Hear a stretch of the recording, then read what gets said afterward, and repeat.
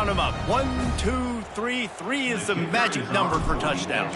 Yeah, it's as easy as ABC. Goodness gracious. He's been getting whatever he wants, whenever he wants, however he wants. I might want to change something up or maybe focus on that guy that's getting the football a lot and scoring. 31, Maryland, 10.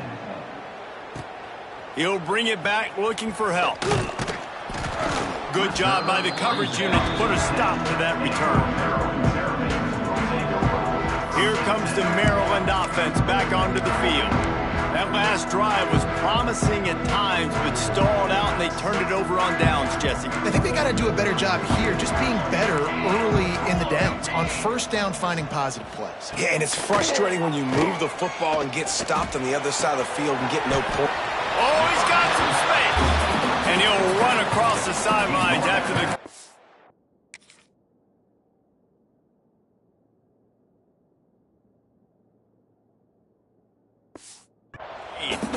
I know a lot of people don't like prevent yourself from winning, but when I'm up by 3 scores in the fourth quarter, I am not giving up a single big play. I'm letting you check it down, throw it in front of me. I'm going to tackle you. I'm going to let that clock tick because I am up and that clock is running out.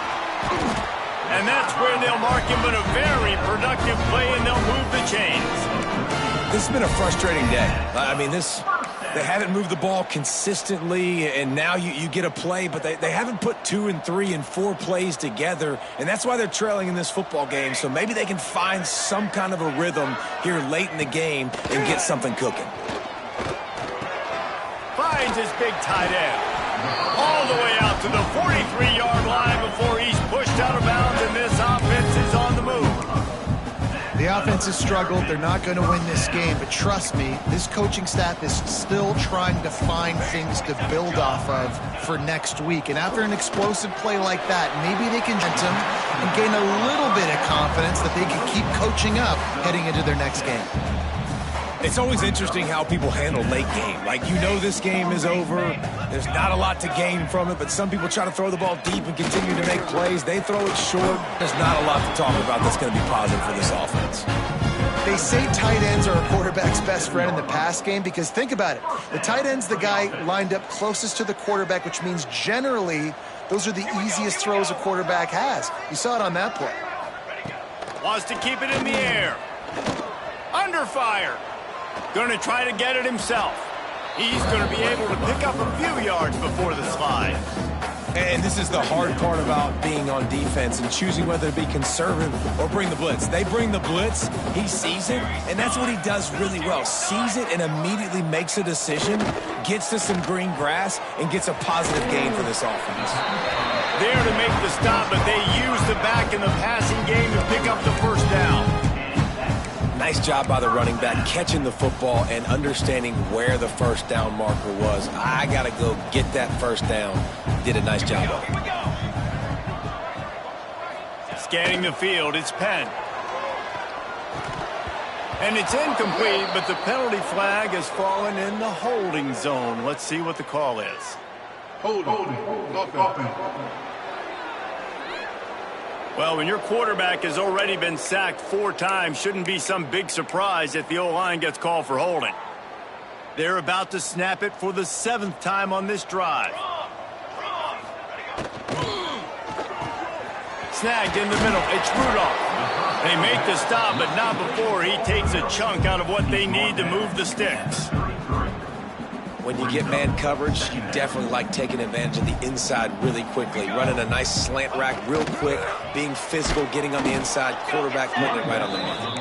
And he never had a chance, just stopped cold as soon as he got it. On 3rd down, he'll try to pick it up through the air. Makes the catch. He's going to come up a couple of yards short of the first down. Coach has no choice here. The offense has to stay on the field, down multiple possessions this late. 4th down attempt coming. He'll try to throw and pick up the first down.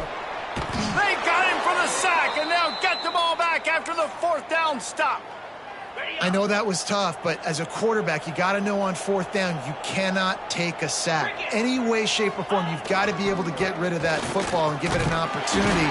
That time, I know it wasn't blocked perfect, but the quarterback's got to have more sense of urgency. And I know you can play these late game situations differently, but I love when you just stay physical. You run the football, you preserve the lead, you got great field position, you're in a great position to salt this clock away and get a W.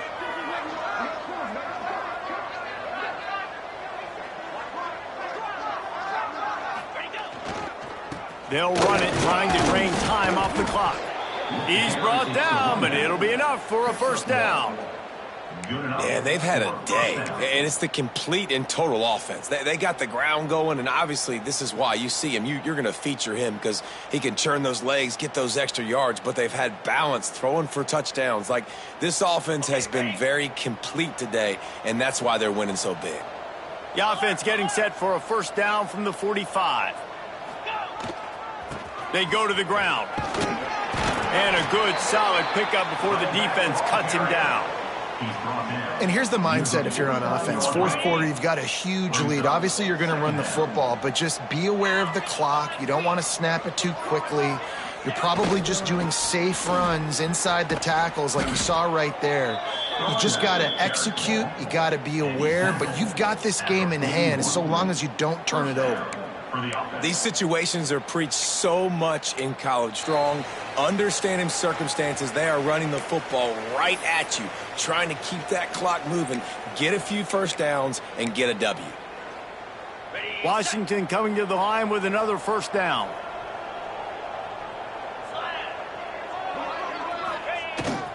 One man in the backfield, and he gets it. Not much running room there thanks to this senior defender.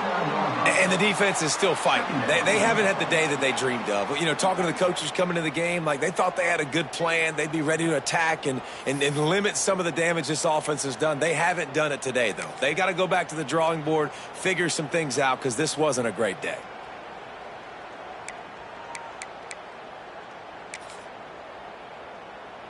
After picking up a couple, it's 2nd and 8.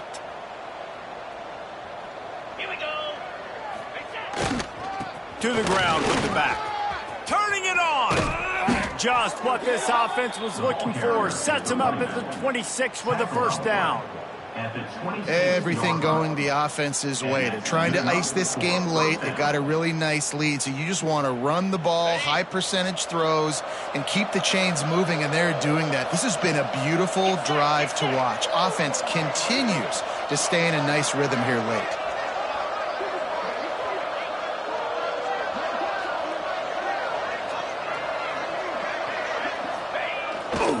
They're going to go right back to him on first down. All down, but he has enough to move the chains. This guy's been special today. Coming into this one, they thought they had an opportunity really to get him going, running the football, and he has delivered. You've seen the speed, the vision, his ability to break tackles, well over 100 rushing yards in this game, and that's why they have a nice lead here late.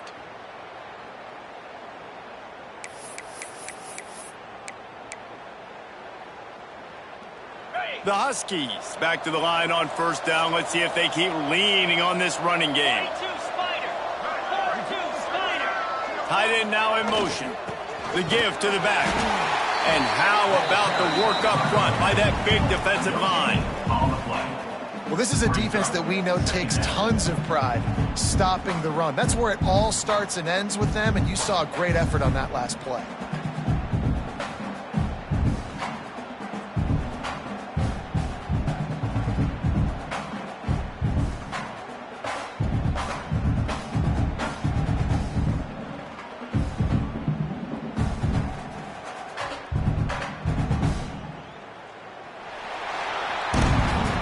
Well, look what we have here, guys. After all the early season doubts, these guys have put together a winning streak.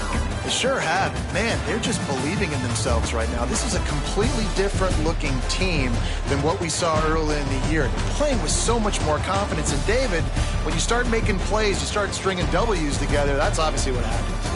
Everybody gets energized. Everybody starts to contribute. Young guys start to grow up. Coaches start to believe in them. Everything starts to turn around.